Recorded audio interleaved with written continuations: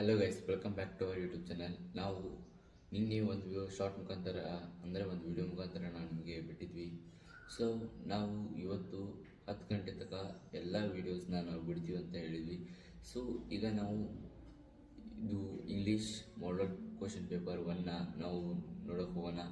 So ಈ ವಿಡಿಯೋದಲ್ಲಿ 5 ಪ್ರಶ್ನೆ ಬರುತ್ತೆ, ಮತ್ತು ನೆಕ್ಸ್ಟ್ ವಿಡಿಯೋದಲ್ಲಿ ಮತ್ತೆ 5 ಪ್ರಶ್ನೆ ಬರುತ್ತೆ with answers guys. So let's get in the video guys. So choose the appropriate question tag and fill in the blank ಅಂತ ಇದೆ ಗೈಸ್. ಈಗ ಜೋರಿತಾ ಕಮ್ಸ್ ಟು ಸ್ಕೂಲ್ ರೆಗ್ಯುಲರ್ಲಿ, ಇದು ಏನಾಗುತ್ತೆ ಗೈಸ್?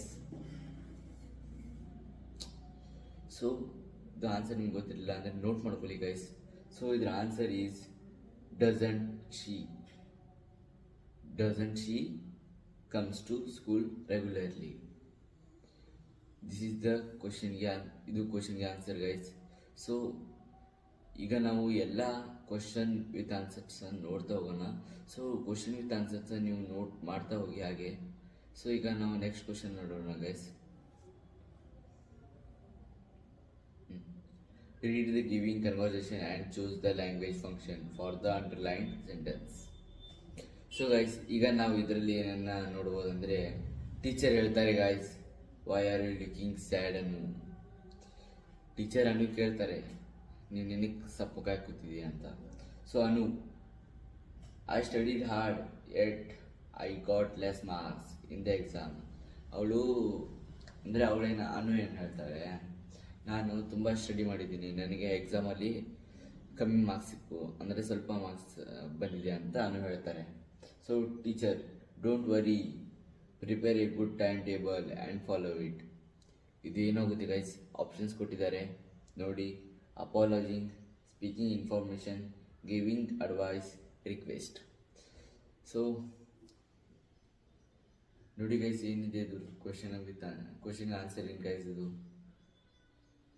ಸೊ ಈಗ ಕ್ವಶನ್ಗೆ ಆನ್ಸರ್ ಅಲ್ಲಿ ರೆಡ್ ಮಾರ್ಕಲ್ಲಿದೆ ಗೈಸ್. ಈಗ ನಾನೇನು ಹೇಳ್ತೇನೆ ತಾನೇ, ಅದು ರೆಡ್ ಮಾರ್ಕಲ್ಲಿದೆ ಆನ್ಸರ್ ನೋಡಿ. ಗಿವಿಂಗ್ ಅಡ್ವೈಸ್ ಇದೇ ಆನ್ಸರ್ ಗೈಸ್. ಸೊ ಸೆಕೆಂಡ್ ಕ್ವಶನ್ಗೆ ಆನ್ಸರ್ ಆಯಿತು. ಸೊ ಈಗ ನಾವು ಥರ್ಡ್ ಕ್ವಶನ್ನ ನೋಡೋಣ guys. Let's see the next question. Read the giving conversation and fill in the blanks, choosing the most appropriate words. Kavya, hello Kalmesh, have you watch the movie super 30? So Kalmesh ಏನು ಹೇಳ್ತಾನೆ ಅಂತ ನೋಡೋಣ guys.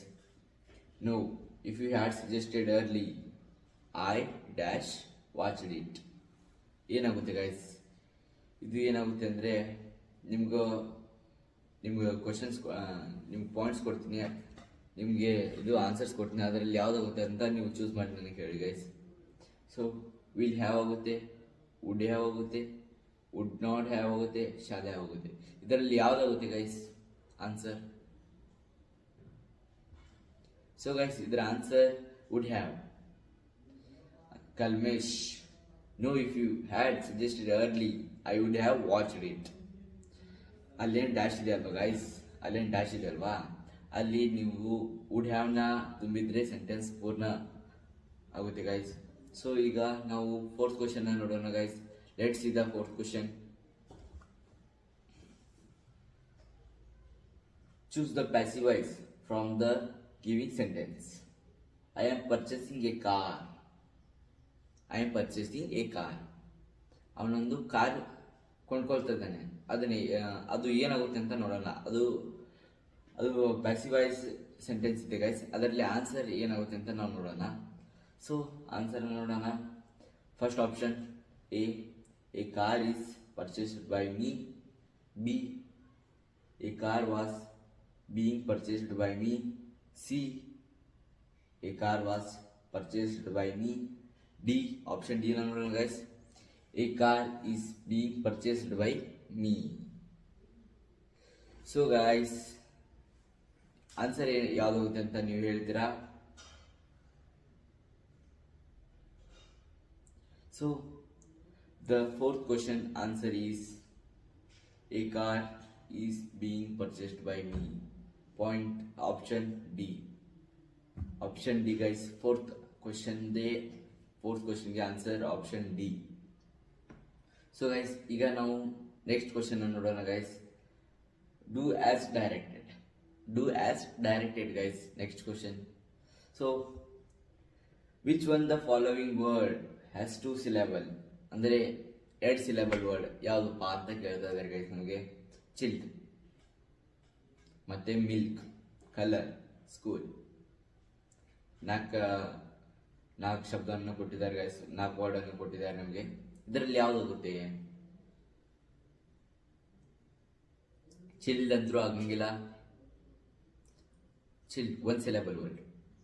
ಅವ್ರೇನು ಕೇಳಿದ್ದಾರೆ? 2 syllables. Milk is 1 syllable.